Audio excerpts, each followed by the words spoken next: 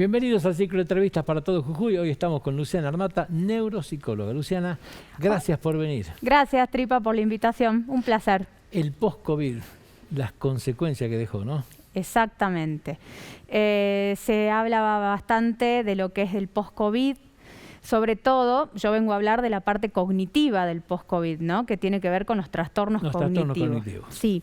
Hay un concepto que se viene manejando que es el long COVID, que es el COVID a largo plazo. Aparece luego de 6 meses de pasada la enfermedad. Entonces, nuestra misión, digamos, como profesionales de la salud y de salud mental, es empezar a dar a conocer este síndrome, porque como está despegado de la enfermedad inmediata, se empieza a confundir. Confunde mucho. Claro. Y se empieza a confundir con cosas que vamos a hablar ahora porque no le hemos pasado tan bien en la pandemia y en el aislamiento. El que padeció COVID, mucha gente tampoco la ha pasado tan bien y se mezcla con otras cosas. ¿Qué es el long COVID? El long COVID es aquellas enfermedades y síndromes y sintomatología que empieza a aparecer pasados 6 meses. Entre ellos, los trastornos cognitivos en un 30%. Un porcentaje interesante. O sea, la ¿no? capacidad para captar, para reconocer, claro, se pierde en un 30%. Un 30% empiezan a aparecer. O sea, el neurocovid, que son los trastornos neurológicos, entre ellos las alteraciones del sueño, la fatiga, el desgano y entre ellos el trastorno cognitivo, aparece luego de 6 meses. Específicamente, ¿qué son los trastornos cognitivos? La capacidad de prestar atención, los olvidos, ¿sí? Claro. Básicamente aparece... A mí van a decir Alzheimer. Claro, y se mezcla y la gente lo confunde. ¿Dónde se ve mucho la sintomatología? Atención y memoria. Personas que les cuesta prestar atención, me cuesta sostener, me disperso. Ojo, tiene que haber un cambio con respecto al funcionamiento previo, ¿no? Si siempre fui así y estoy igual, claro, puede que sí, pero también puede que no. El tema es que esto empiece a interferir en mi vida, que esto me empiece a hacer foco, que esto me empiece a llamar la atención. ¿Cualquier edad? Sobre todo se ve el neurocovid en personas menores de 50 años. En edad activa, por supuesto, correcto, que es lo que más nos hace foco. ¿Con qué se va a confundir estos trastornos cognitivos? Esta falta de atención, esta falta de memoria, estos olvidos. En personas mayores de 50 años se va a confundir con demencias, ¿sí? Claro. Porque, ¿qué pasó también en la pandemia? Muchas demencias dormidas, silentes, con el aislamiento, con la privación de la estimulación, ¿sí? Han aparecido. Entonces, en las personas mayores de 60 años es fundamental el diagnóstico diferencial, porque una cosa se trata de una manera, el post-COVID o niebla mental, que es el concepto que se maneja, y se trata de otra manera un síndrome demencial incipiente o en un estadio inicial. Entonces es fundamental el diagnóstico. ¿Y este post-COVID puede retroceder? Claro, el post-COVID tiene la capacidad de que primero, explorándolo, análisis de laboratorio, examen neurológico, neuroimágenes, resonancia magnética, tomografía, evaluación neuropsicológica para ver cómo está el rendimiento cognitivo de la persona, tenemos un perfil cognitivo. Bien, entonces ahí podemos saber, ¿esto será post-COVID o tendrá que ver con un síndrome demencial o con un deterioro de otro tipo? Medicación adecuada, tratamiento adecuado, se puede revertir. ¿Sí? ¿Con qué otras cosas se confunde? Ansiedad, depresión, trastorno de estrés postraumático. ¿Por qué? Porque de la pandemia, los que no hemos tenido COVID también hemos sufrido ansiedad y depresión. Claro. Los que han tenido COVID en mayor medida. Y a medida que se ha agravado el COVID, puede aparecer el trastorno de estrés postraumático. ¿Por qué? Aquella persona que estuvo en unidad coronaria, en terapia intensiva. El diagnóstico más lógico aparte, no saben qué tener, estrés postraumático. Bueno, y con eso vengo también a abrir los ojos en el sentido que no siempre es trastorno de estrés postraumático. ¿Sí?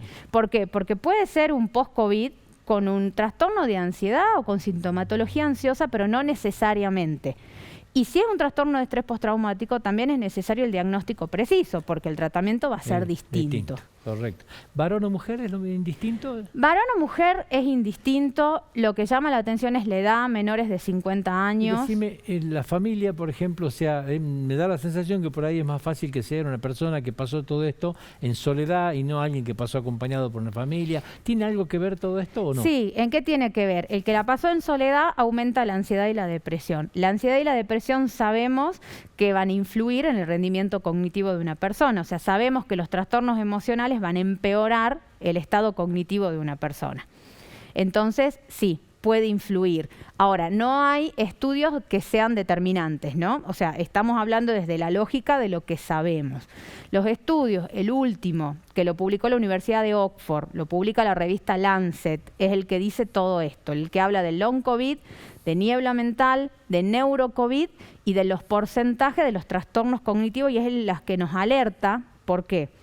Todas aquellas personas menores de 50 años que no se traten el post-COVID son potenciales candidatos a tener un deterioro cognitivo, una demencia, un Alzheimer en un futuro.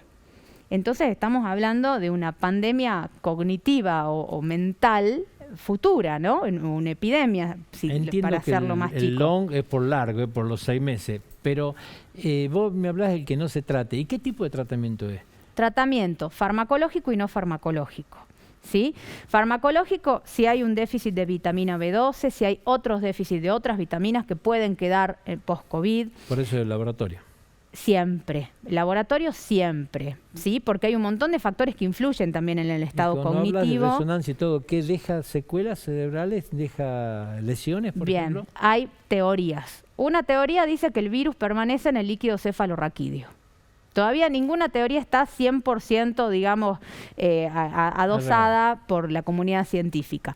Otra teoría dice que el virus genera envejecimiento de las células, por lo tanto, produce un deterioro. ¿Sí? Son teorías que se van manejando. ¿Sí? Otros dicen que genera una inflamación en el cerebro que simula una meningitis y que eso también es lo que produce el deterioro. De todas maneras, cuando hay un paciente que se queja, esta es la palabra principal, me quejo. Si me quejo es porque hay algo que no está funcionando. Si me quejo es porque interfiere. Si me quejo de que en mi vida cotidiana me estoy olvidando más que antes. Yo era olvidadizo, pero ahora me olvido más. Yo era desatento, pero ahora no puedo prestar atención al hilo de una conversación y me pierdo. No puedo acordarme de lo que vi en la película de anoche. Si me quejo es porque me interfiere. Si me interfiere es porque no está bien. Tengo que sacar el concepto de, bueno, es normal por el tiempo de aislamiento. Puede ser normal, pero si no es algo que va a avanzar, porque los deterioros avanzan. Cuando vos hablas de menores de 50 años, ¿quiere decir que a los mayores de 50 no se le da o la causística es menor, digamos? No, se les da, pero se confunde más con otras patologías. O sea, de todas maneras, si el que está viendo ahora la nota dice, yo tuve COVID, me está pasando esto, no importa la edad, tengo que consultar igual con el neurólogo. ¿Por qué? En los menores de 50 años se confunde menos, es como más claro el cuadro, ¿sí? De hecho, yo tengo mucha población de pacientes actual donde el cuadro es bien clarito. En los mayores de 50 años se puede confundir con el que tuvo COVID y tiene factores de riesgo vasculares, hipertensión, hipercolesterolemia, se puede confundir con un cuadro de deterioro vascular. Aquel que puede ser que esté iniciando un Alzheimer se puede confundir con un Alzheimer. De todas maneras está bueno consultarlo porque sea lo que sea está arrancando un deterioro y un deterioro que hay que frenarlo, aunque sea post-COVID o no. Aparte de una patología desconocida, porque el COVID es nuevo, no hay estudios previos, no hay nada, me decís que ya hay cosas que están apareciendo en revistas científicas como Lancet, o sea, ya empieza a tener, ¿no es cierto?, una repercusión grande, y te acabo de escuchar decir, en los casos que yo tengo, digamos, son casos muy claros, o sea que hay muchos casos también acá, digamos. O sea. Sí, gente joven que trabaja, que está en edad activa y algo no le empieza a cerrar. Y generalmente la gente joven, ¿con qué lo asocia? Con el estrés. No, es que el estrés de la pandemia, del aislamiento, el estrés de la falta de trabajo, bueno, y todo lo que se viene viviendo ya hace año y medio, debo estar así. Neurólogo hace los estudios y el cuadro da con un long COVID, con una niebla mental. ¿Sí? ¿Es invalidante esto o normalmente vos estás con una persona en tratamiento y esa persona sigue haciendo una vida normal, sigue trabajando? ¿Cómo se da? Sigue trabajando, pero son personas que se han topado con mucha interferencia, sobre todo en el trabajo, en la vida cotidiana, en el funcionamiento. Estoy desorganizado, no logro tener la rapidez mental que tenía antes, no logro resolver las situaciones como las resolvía antes, pero puede seguir funcionando. Por eso es importante el tratamiento, el farmacológico desde la medicación y el no farmacológico desde la estimulación cognitiva, entrenar el cerebro para mejorar esta atención, memoria que está alterada. Y también si hay un proceso... ¿Qué se mejora eso? ¿Leyendo, jugando al ajedrez? O sea... Con tratamiento de estimulación cognitiva. Ajá. Los neuropsicólogos hacemos toda la parte de evaluación del cerebro, donde se elabora un perfil cognitivo. El perfil cognitivo me permite decir cuán lejos o cerca estoy de la media, ¿sí? Entonces me permite decir, tengo fallas en el lenguaje, fallas en la atención, en la memoria, en la organización, en qué tipo de memoria, y eso lo orienta el neurólogo sobre el diagnóstico y el tratamiento. Y el tratamiento de estimulación cognitiva o rehabilitación cognitiva es como si fuera un gimnasio cerebral, donde se entrena la memoria, la atención, el lenguaje, la organización, la visoespacialidad, la visopercepción, se entrena lo que está alterado para mejorarlo. Y en eso lo peor que puede hacer la persona es no trabajar. Claro, ¿sí? Claro. Y lo otro, estrés, ansiedad, depresión, si aparece también hay que tratarlo. Es un tratamiento en conjunto, ¿no? Lo ideal, dice la comunidad científica, y lo que uno ve sería que el paciente que tuvo COVID haga un seguimiento integral por unos meses. ¿Sí? Así como sigue con el neumonólogo porque se sigue controlando la parte pulmonar, ¿sí? y la parte respiratoria, que sí o sí vaya al neurólogo como control por un año aunque sea, para ver si aparece, ¿sí? el post-COVID. Como empiezan a aparecer cuestiones, ¿no? Aparecen en lo pulmonar, ya fue lo primero, lo más claro, aparecen en lo cardiológico también. Exactamente. O sea, como empiezan a aparecer las consecuencias posteriores. Lo que pasa es que esta se da en un proceso mucho más largo también. Claro, y ahí es cuando se confunde, porque esto que decíamos recién, a los 6 meses vos podés pensar que tiene que ver más con el estrés de lo vivido, ¿sí? Pero tiene que ver, puede tener que ver en un porcentaje importante con un daño neurológico. La última, ¿esa persona también a su vez es sometida a un tratamiento psicológico también? Si lo necesita, sí. Generalmente el neurólogo o el médico clínico, a veces los pacientes llegan al médico clínico y también está bien, mientras se derive, está bien.